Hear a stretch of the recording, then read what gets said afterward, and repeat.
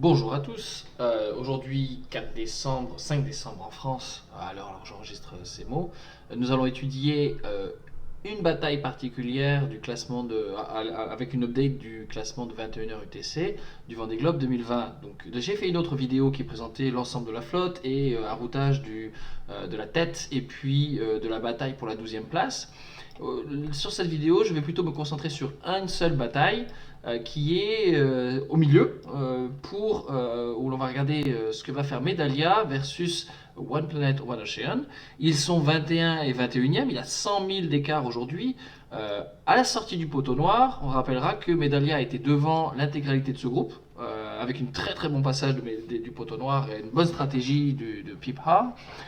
Et puis, avec les alizés, le fait que son bateau à Pip Har est très vieux, elle s'est retrouvée assez écartée de son groupe et 100 000 déjà derrière son concurrent le plus proche. Ceci dit, j'ai noté dans ma vidéo à côté du même jour à quel point la stratégie de routage de Medallia était différente et clairement, à mon avis, en tout cas un investissement a priori pour descendre plus au sud que One Planet One Ocean qui a remonté de manière, j'allais dire, à suivre le vent et remonté plus au nord. Donc j'ai fait le routage de ces deux bateaux ici. One Planet, One Ocean et Medallia très proche de la zone d'exclusion.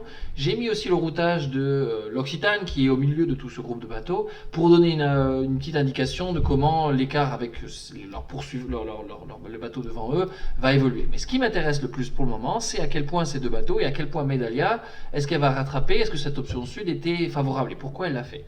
Donc aujourd'hui il y a 100 000 d'écart avec des vitesses relativement modérées, 10 nœuds ici et 12 nœuds 9 pour One Planet One Ocean. Donc ce sont quand même des écarts 100 000, ça représente 10 heures d'écart, un peu plus de 10 heures d'écart s'il y a des bateaux s'arrêtent. Donc on va regarder la météo un petit peu plus tard. Si on joue la météo un peu, on voit que une grosse haute pression va leur passer, l'anticyclone va leur passer dessus assez rapidement, les deux de la même manière. Par contre, ensuite, il y a quand même une zone de calme qui est orientée un petit peu dans cet axe-là, je ne sais pas comment on dirait, mais enfin dans l'axe ouest-sud-ouest. Sud-est, pardon, et les hautes pressions vont pousser. Comme la haute pression, une dépression et bon souffle de vent va les pousser tous les deux vers l'est en prenant d'abord par le sud et par l'ouest. Et comme Medallia est positionnée au sud et à l'ouest, elle va en profiter plus longtemps que One Planet One Ocean qui a suivi, j'allais dire, de manière un petit peu cas d'école, un petit peu suivre la dépression et suivre le vent. Et on voit que en fait, les voilà carrément au coude à coude dans, a priori dans, attendez que je regarde le temps parce que je n'ai pas regardé. Ah bah lutte. Voilà, donc là on va être dans, pas bouger, le 6 décembre, donc dans 2 jours, dans 1 jour et demi même, parce qu'il est quand même un petit peu plus tard que ça, donc dans 1 jour et demi, les deux bateaux vont être à nouveau au coude à coude, et Medallia va rattraper à peu près 100 000. Donc c'est pour montrer à quel point investir un petit peu en avance, même avec un vieux bateau, on peut faire de très bons coups. Et le skipper de Pip Har n'est pas à son premier essai de faire des bons coups, malgré ce fait que ce soit son premier Vendée Globe, en tout cas c'est ce que je comprends.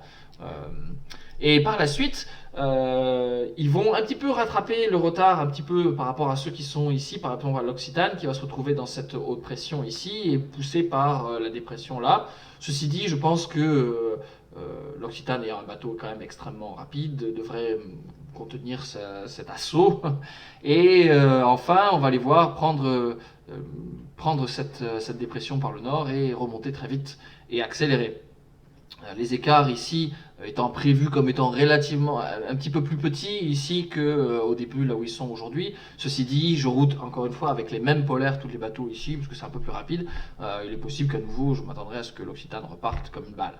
Donc c'était une vidéo un peu plus courte cette fois, mais pour zoomer sur deux concurrents et une bataille et l'investissement et à quel point on peut faire dans le Vendée Globe malgré tout de bons coups même avec un bateau très vieux, et je trouve que c'est toujours encourageant de voir ça et ça me rend très admiratif évidemment, et je voulais vous partager cela. Voilà, c'est tout, je vous souhaite une bonne journée.